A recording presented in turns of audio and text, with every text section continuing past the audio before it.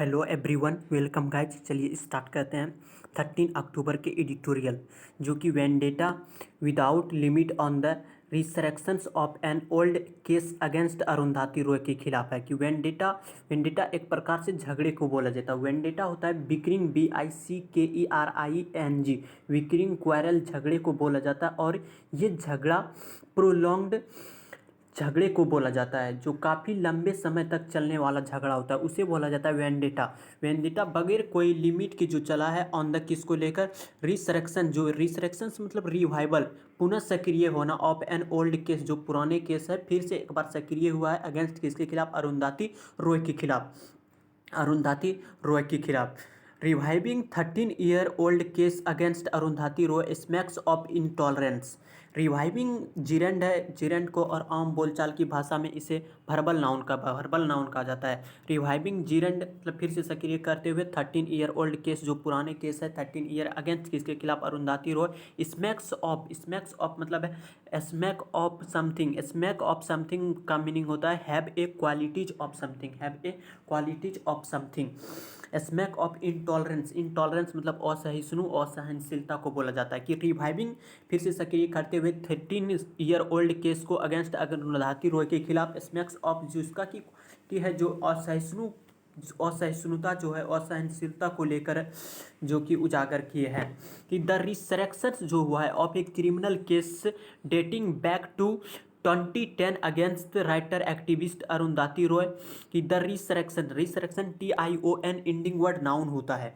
The determiner है, resurrection मतलब revival, और रिसरेक्शन जो है नाउन है, फिर से सक्रिय होने को बोला जाता है रिसरेक्शन ऑफ एक जो क्रिमिनल केस है डेटिंग बैक, पिछले डेट यानी 2010, अगेंस्ट किसके खिलाफ, राइटर एक्टिविस्ट भारती रॉय के खिलाफ। और एक जो एकेडमियन जो फ्रॉम थे कहाँ से, Kashmir, seems ill motivated the resurrections of a criminal case dating back to 2010 against writer activist Arundhati Roy and.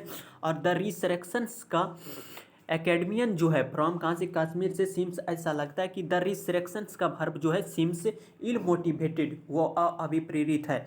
Motivated मतलब प्रेरित करना, इल मोटिवेटेड मतलब ना के बराबर प्रेरित, यानी प्रेरित। The resurrections of a criminal case dating back to पिछले 2010 against writer activist Arundhati Roy के खिलाफ। और एकेडमिशियन फ्रॉम कश्मीर से सिम्स इल मोटिवेटेड किया है। There can be no other explanation for Delhi lieutenant governor VK Saxena granting sections to prosecute MS Roy and Sheikh Showkat Hussain.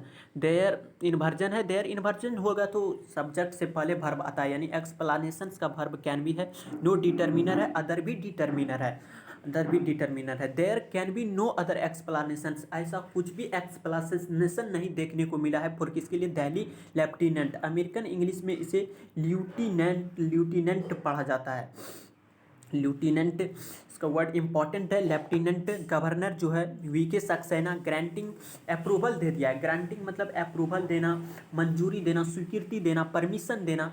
कि governor जो है दिल्ली के लेफ्टिनेंट गवर्नर जो है VK सक्सेना ने स्वीकृति दे दिया है। सैंक्शंस मतलब स्वीकृति देना।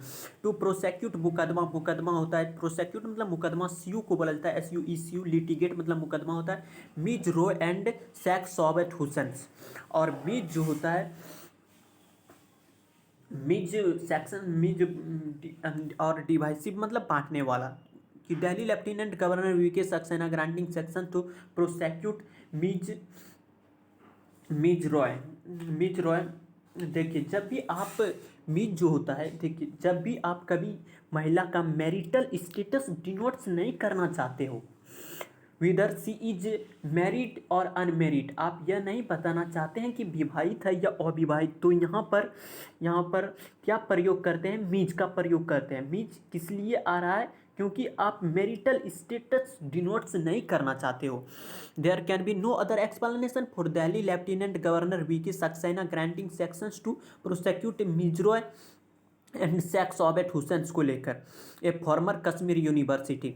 और शेख सोबेट कश्मीर हुसैन जो था एक फॉर्मर भूतपूर्व कश्मीर यूनिवर्सिटी के प्रोफेसर रहे थे।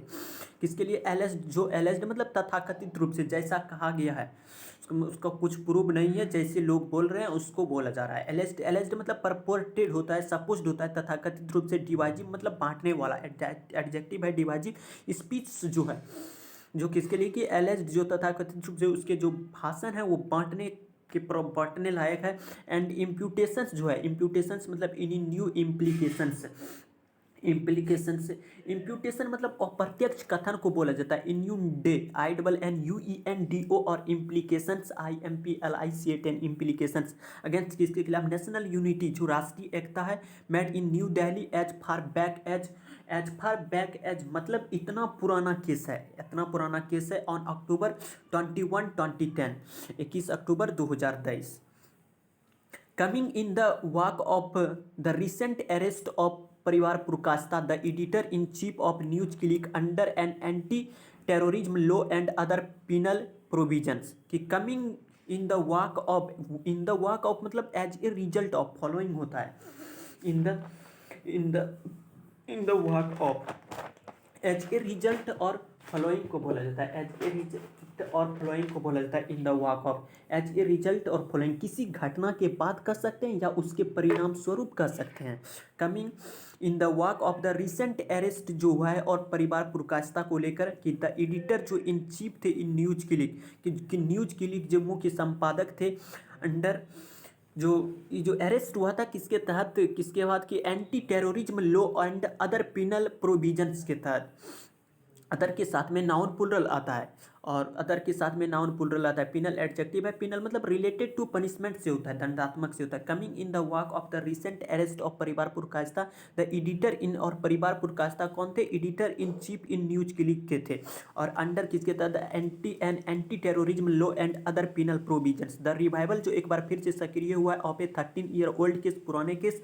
और रिवाइवल बेट्रे मतलब होता है शो रिवील करना, बेट्रे मतलब धोखा देना भी होता है, यहाँ पर है शो करना, रिवील करना, उजागर करना। द रिवाइवल का वर्ब जो है शो रिवील बेट्रे है, कि द रिवाइवल हुआ है 13-year-old केस, एक पुराने 13-year-old जो फिर से सक्रिय हुआ है, वो दिखा रहा है इनटॉलरेंस, असहिष्णुता, एंड फॉलो कर रहा है ए पैटर्न ऑफ वेंडेटा, कि एक पैटर्न जो है वेंडेटा का, झगड़े का, अगेंस्ट किसके खिलाफ? द स्टेट्स, राज्य या सरकार के खिलाफ।